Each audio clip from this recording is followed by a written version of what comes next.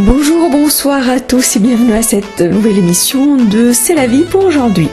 Alors aujourd'hui nous allons parler de la Nubie et nous aurons une invitée qui sera parmi nous tout à l'heure, qui est d'origine nubienne. Sa mère en fait est d'origine nubienne, son papa vient du sud de la ville d'Assiout et donc on aura l'occasion de l'interviewer aujourd'hui pour nous dire en fait quelles sont les traditions actuelles de la Nubie. Vous êtes toujours à l'écoute de C'est la vie. La Nubie en fait est une région qui se trouve donc entre l'Égypte et le Soudan, c'est-à-dire entre le sud de l'Égypte et le Soudan du Sud. En fait, c'est une région assez mystérieuse. Moi, je vais l'appeler mystérieuse parce que c'est une région en fait très différente du reste de l'Égypte. Les habitants de la Nubie ressemblent plutôt aux pharaons, donc ils sont différents des habitants du Caire ou d'Alexandrie ou d'autres villes égyptiennes. Ils ont vraiment hérité en fait la couleur des pharaons, les traditions des pharaons, que ce soit les traditions gastronomiques ou bien les traditions sociales ou même du mariage. En fait, vous allez tout de suite reconnaître les Nubiens parce que ils ressemblent pas seulement au niveau de la couleur aux pharaons, mais ils ressemblent également avec l'allure, le corps, physiquement, ils ressemblent aux pharaons. C'est-à-dire cette silhouette, cette belle silhouette en fait qu'avaient les pharaons, donc ont toujours ce physique. En fait, les Nubiens ont toujours gardé ce physique pharaonique. C'est une région en fait qui n'est pas toujours très visitée par les autres Égyptiens. Parce que les autres Égyptiens pensent que c'est une région complètement différente et qu'il y a parfois des problèmes pas des problèmes, mais des différences de communication au niveau de la tradition, au niveau de plein d'autres choses. Aujourd'hui, j'ai pensé à travailler ou à préparer cette émission sur la Nubie, justement pour faire découvrir la culture et les traditions de cette région. C'est une région très riche au niveau des traditions, des coutumes, tout ce qui est social, et le reste du monde ou les autres Égyptiens ne connaissent pas très bien ce qui se passe là-bas. En fait, on vit là-bas sous forme de tribus. Il y a deux grandes tribus, je donnerai pas les noms, qui justement sont les plus grandes qui habitent dans cette région depuis très longtemps. Les coutumes et les traditions de cette région à l'ancienne étaient plutôt réservées aux hommes, où je dirais que le travail et les tâches étaient vraiment partagées entre hommes et femmes. Femmes, c'était tout ce qui concerne la maison. Hommes, c'était tout ce qui concerne l'extérieur de la maison, c'est-à-dire tout ce qui travaille, ça concernait les hommes, et tout ce qui est en fait tâches ménagères ou toute autre chose qui concerne le foyer, ça concernait bien sûr la femme. La femme n'allait pas vraiment à l'école. Donc à une certaine époque, on n'avait pas le droit, justement, parce que on considérait que le vrai travail de la femme était de prendre soin de sa maison, de sa famille et de ses enfants. Mais bien sûr, la vie a beaucoup changé et on rencontre maintenant des femmes et des filles d'origine nubienne qui travaillent, qui vivent parfaitement dans la société, qui ont un rôle, qui voyagent. D'où vient ce changement ? Moi personnellement, je ne peux pas vous le dire tout de suite. J'attends la réponse de mon invitée de tout à l'heure parce qu'elle est d'origine en fait nubienne. Elle va nous raconter d'où vient ce changement. Les hommes également, c'est-à-dire les jeunes maintenant, qu'ils soient hommes ou femmes, sortent plutôt vers la société, vers d'autres sociétés. Ils sont beaucoup plus ouverts qu'avant. Ils voyagent également. Avant, on n'avait pas vraiment le droit de voyager. On est très enfermés dans nos traditions et cultures. Voilà, donc c'est pour ça que j'ai choisi aujourd'hui de faire découvrir cette région magnifique de l'Égypte que beaucoup d'entre nous ne connaissent pas vraiment très bien. Vous êtes toujours à l'écoute de Radio La Vie.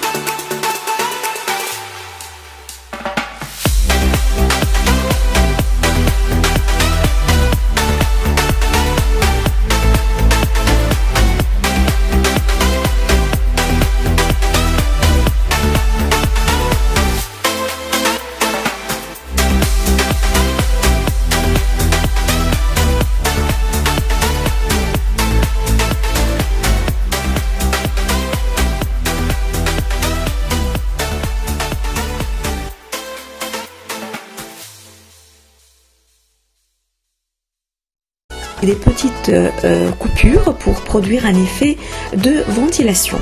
Les fenêtres n'y sont pas utilisées pour éviter les regards extérieurs sur la ville de famille. Et peut-être en raison d'une vieille tradition pour se protéger des attaques des nomades qu'ils ont subies depuis plus d'un millénaire. Alors que les maisons du sud sont plutôt caractérisées par leur grandeur et la qualité de leur construction, les maisons du nord se distinguent quant à elles par leur couleur vive et les peintures qu'ils utilisent pour leur décoration. La raison serait que les Nubiens du Sud vivent dans un environnement naturel, très coloré, alors que ceux nord vivent dans un environnement bardé de pierres et de sable. Pour pallier à l'absence de cette couleur, ils auraient reproduit sur leur maison. La peinture et les décorations sur les murs de ces maisons est une activité en fait traditionnellement réservée aux femmes.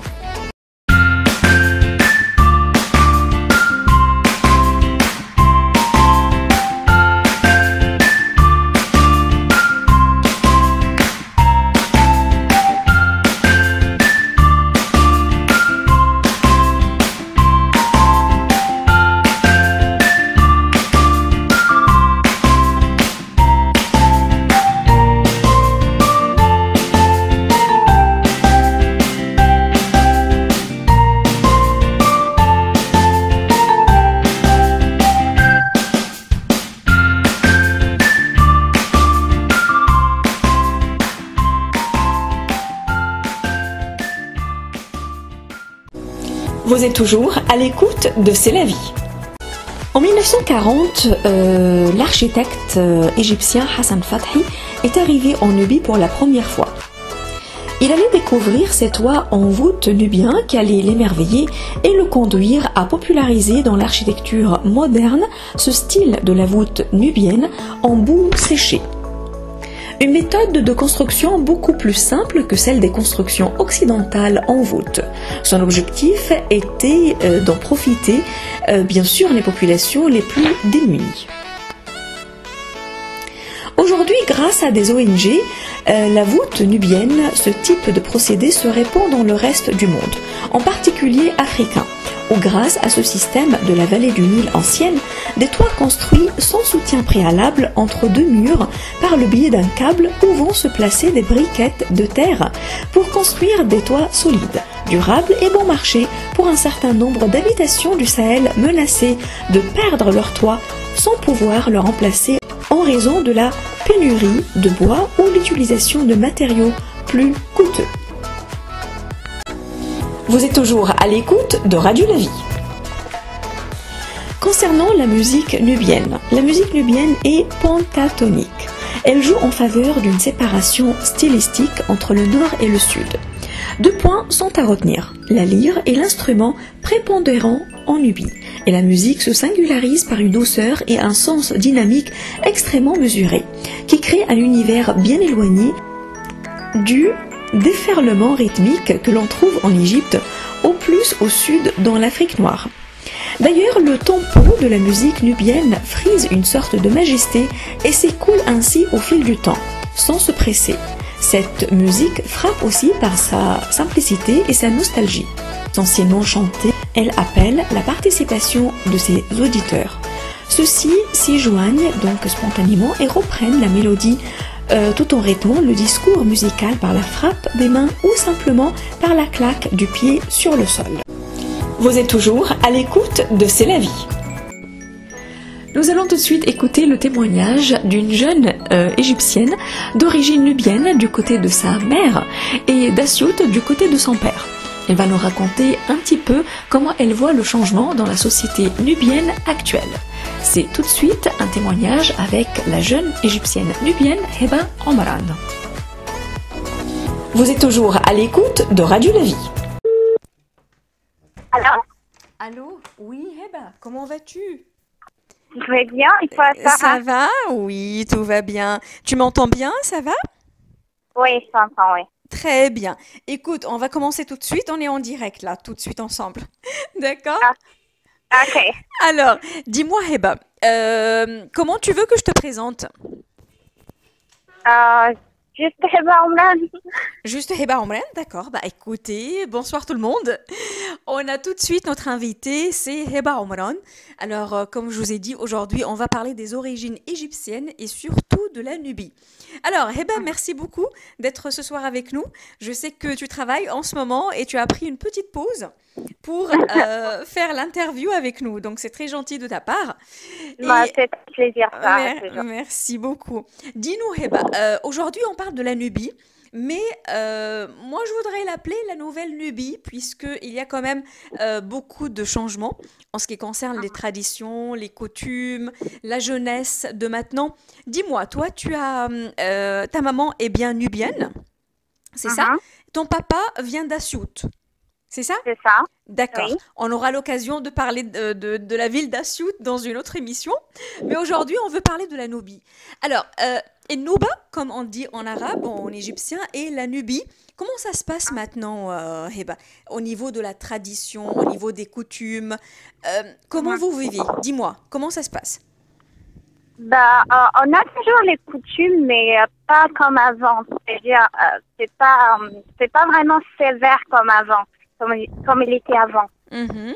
C'est-à-dire, C'est toi, tu as quel âge, Heba? à 26 ans bientôt. D'accord, bientôt 26 ans. Alors, est-ce que tu as visité déjà la Nubie à plusieurs fois? Non, j'ai jamais eu la chance, malheureusement. D'accord. Alors, comment tu as su un petit peu les anciennes traditions? Parce que moi, c'est-à-dire, j'ai mes proches là-bas. Mhm. En fait, nous proches, on a plus de famille là-bas. Ils sont déjà morts. Et D'accord. il y en a qui vivent ici et en Alexandrie, mais on n'a plus de famille là-bas. Mais Mhm. je sais que même les familles nubiennes, Mhm. ils ont toujours des coutumes comme avant, mais ils tiennent, c'est-à-dire c'est pas très sévère comme avant. Quand tu dis Heba très sévère, ça veut dire en Ouais. fait que comment vivaient les femmes ou les hommes, la société nubienne, comment elle vivait par exemple il y a 20 ans? Quelles étaient les Oui. traditions? Avant, les femmes étaient trop fermées à la maison. Mhm. C'est-à-dire, par exemple, ma grand-mère, Mhm. elle a été forcée de se marier avec un homme.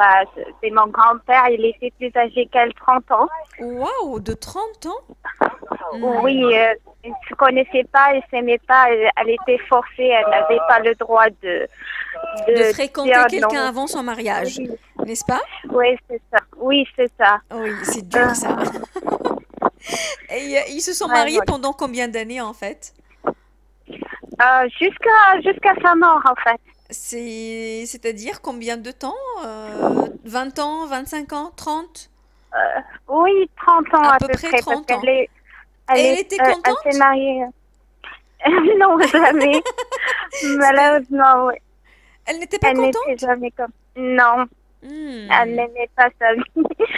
d'accord. Mais, Mhm, mais maintenant, ça a beaucoup changé, hein. On peut contester, la famille bien peut travailler, peut voyager même. mhm. On Tu peut peux se marier voyager avec. seule? Oui, on peut voyager seul. Mhm, mhm.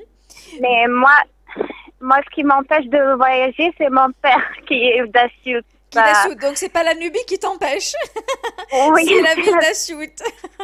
ouais, c'est ça. D'accord. Alors, dans ce cas, Heba, donc, raconte-nous comment ça se passe. Alors, on connaît tous, bien sûr, et toutes, les anciennes traditions. C'était un peu partout dans les sociétés assez enfermées. Mhm. Bon, la femme n'avait pas le droit de travailler.